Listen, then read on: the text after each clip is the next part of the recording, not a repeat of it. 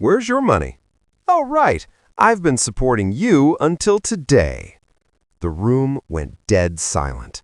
That quiet wasn't just awkward, it was the spark that ignited everything that followed. And what they did next, it crossed a line no family should ever cross. But before I dive into that mess, hit pause for a sec.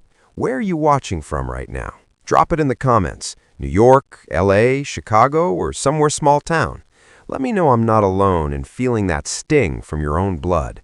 And once you've heard the full story, tell me, what would you have done if you were in my seat at that table? I'm Grace Whitaker, 32, a UX researcher grinding it out in Seattle's Capitol Hill neighborhood. Picture this, sleek apartment with killer views of the Sound, a solid job at a tech firm, quiet morning sipping coffee while I tweak app designs.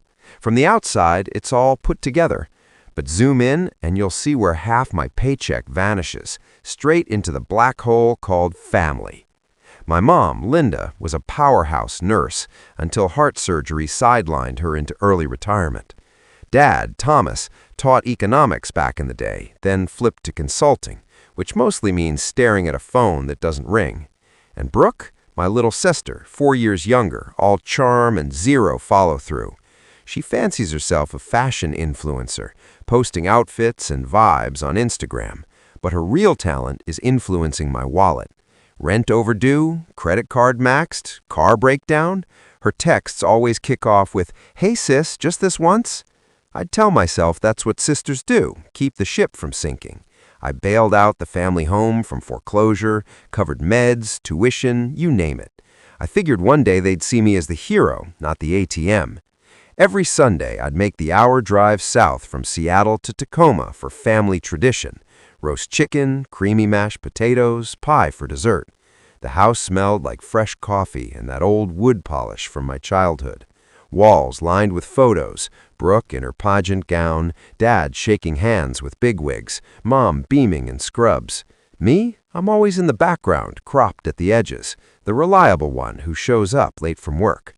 I never griped. I'd bring a bottle of wine, help with dishes, ask about their weeks.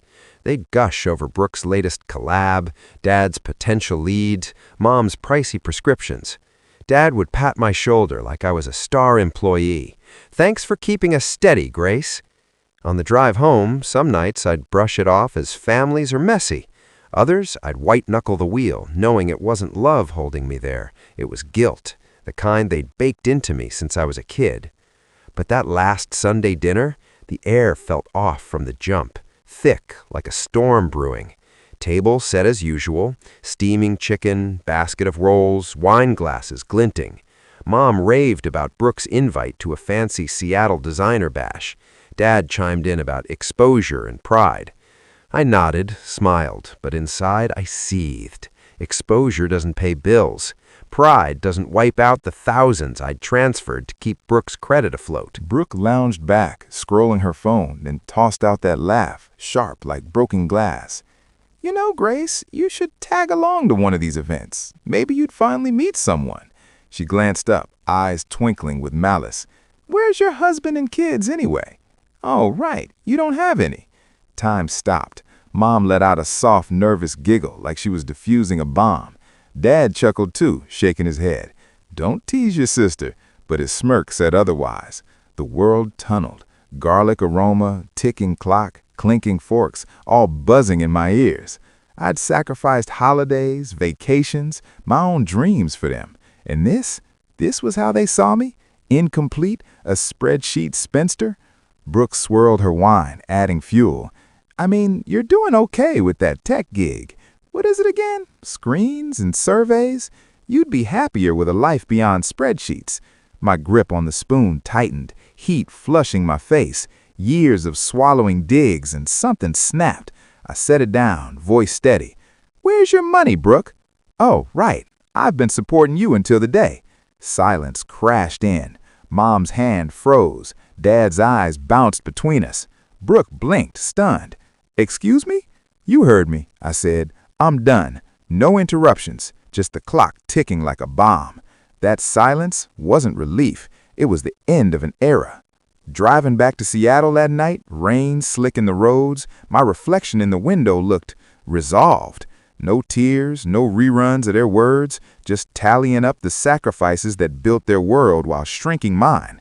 By the time I hit Capitol Hill, I was done. In my apartment, shoes kicked off, I beelined to my desk. Stacks of envelopes, bills, notices, receipts, laptop open, bank app loaded, line after line. $80,000 plus in 7 years. Tuition for Brooke, mortgage for Dad, meds for Mom, repairs, even that damn new sofa. Brutal irony. I designed fintech tools to manage money, yet mine bled out. I hovered over the recurring transfer. Cancel? Click. Yes. One click and the cord snapped. I exhaled, free. Next morning, phone blew up before coffee. Mom, sweetheart, mortgage didn't go through. Dad, you forgot? Brooke, Venmo rent? I read 'em all, flipped the phone over. Voicemails piled up, trembling, angry, begging. You can't do this to family. You owe us. Dramatic. I saved everything. Messages, logs, receipts. Gut said this wasn't over. Then the text. Come home Sunday. We need to talk. No please, just command. My pulse steadied. Fine, let's talk. Sunday rolled in gray and biting.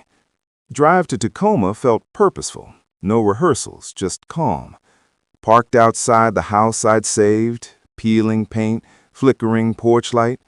Inside, tension thick as fog, coffee brewing. Mom set the table, avoiding eyes. Dad at the head like a king. Brooke against the counter, phone in hand. We can't live like this, Mom said. Mortgage, bills, you know our struggles. I know, I replied. 7 years worth. Dad snapped. This family depends on you. Why stop? Because it's not help, it's obligation. Mom, cruel. Brooke snorted. Backbone finally? Congrats. I turned. You mock my life, but you've leeched off me like a kid. Mom, she's finding her way.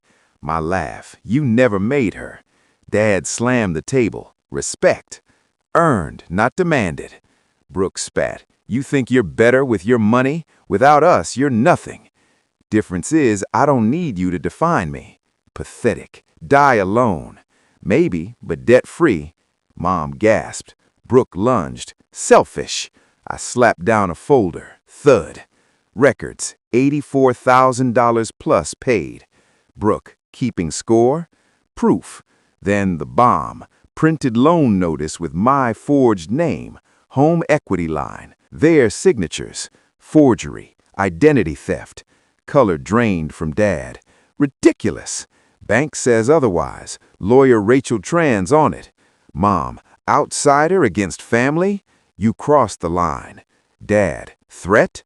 Timeline. 30 days to fix or we file. Silence. Clock deafening. Brooke, you wouldn't. Try me. Mom's tears. To protect the house. You counted on me cleaning up. Dad hardened. We're parents. I was your policy. Not anymore. Brooke sank. You're ruining us. Saving me. I left, Mom pleading. Fix together. You fix what you broke. Outside, steel sky. Through the window, tears, pacing, stares. No guilt, just freedom. 2 weeks later, Rachel. Forgery confirmed. Name cleared. Debt-free. Legally, over. Emotionally, my call. I toasted the Seattle skyline. To endings, beginnings. Saw the house listing online. For sale. Peeling porch, dining room ghosts. Inevitable collapse. Mom texted. One last dinner. I went for closure. Bare rooms, boxes, dust. Quiet meal, no pretense. I said, not cutting you out, but no more net. No fight, silence like understanding. Driving home, wind whipping. Room for my life now. Promotion, classes, peace. Love isn't drain, it's respect. If you've been the family glue while they unglued you, comment, where from? What line did you draw? Hit subscribe, more stories coming. Thanks for watching.